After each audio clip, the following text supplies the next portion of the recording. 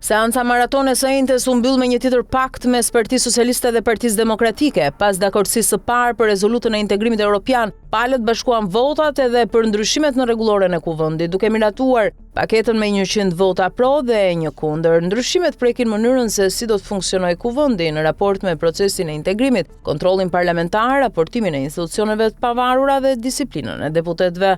Pika më e rëndësishme lidhet me forcimin e Komisionit për Nismat Qytetare, bashkëpunimin dhe mbikëqyrjen institucionale, i njohur politikisht si Komisioni Xhafaj. Ky komision merr tashmë një rol qendror në monitorimin e institucioneve të pavarura, ndjekjen e rezolutave të kuvendit, zbatimin e strategjive dhe planeve të veprimit, si dhe kontrollin post-legjislativ. Sipas ndryshimeve, institucionet e pavarura do të vijojnë të raportojnë në komisionet përgjegjëse parlamentare. Këto komisione do të hartojnë një projekt rezolut me vlerësime dhe rekomandime për vitin pasardhës, e cila më pas do t'i kalojë Komisionit Xhafaj. Ky i fundit do të shqyrtojë projekt rezolutën, do të verifikojë zbatimin e rekomandimeve të vitit kaluar dhe më pas do ta çojë dokumentin në seancë plenare. Kjo ishte një nga pikat ku socialistët u tërhoqën nga propozimi fillestar. PS kishte kërkuar shmangjen e plotë të raportimeve në seancë plenare të institucioneve të pavarura, por pas negociatave me opozitën u ra dakord që institucionet kushtetuese të vijojnë të paraqiten në kuvend. Avokati i popullit, prokurori i përgjithshëm, drejtuesi i KLP-s, drejtuesi i KLG-s, inspektori i lartë i drejtësisë dhe kryetari i kontrollit të lartë të shtetit do të kenë të drejtë të paraqesin një përmbledhje të raportit në seancë për jo më shumë se 10 minuta dhe më pas të përgjigjen pyetjeve të deputetëve. Pyetjet duhet të depozitohen me shkrim të paktën 24 orë para seancës.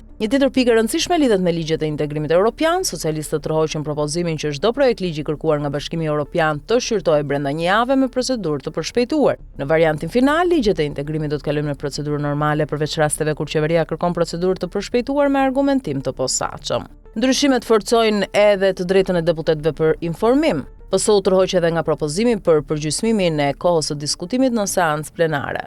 Një tjetër kërkesë e opozitës që u pranua lidhet me masat disiplinore. Nëse një deputet ankimon një masë përjashtimi në byron e kuvendit, masa pezullohet automatikisht deri në marrjen e vendimit përfundimtar nga byroja. Ndryshim ka edhe për seancat e gjata plenare. Në rast se seanca zgjatet pas orës 22, çdo kryetar grupi parlamentar mund të kërkojë ndërprerjen e saj dhe rifillimin ditën tjetër. Ndërprerja do të bëhet me votim të hapur në kuvend. Rregulloria e re riorganizon gjithashtu komisionet parlamentare. Kuvendi do të ketë 11 komisione të përhershme, me tyre Komisionin për Europën dhe Punët e Jashtme, për çështjet ligjore, për administratën publike, për ekonominë, punësimin dhe financat, si edhe Komisionin për Nismat Qytetare, bashkëpunimin dhe mbikëqyrjen institucionale.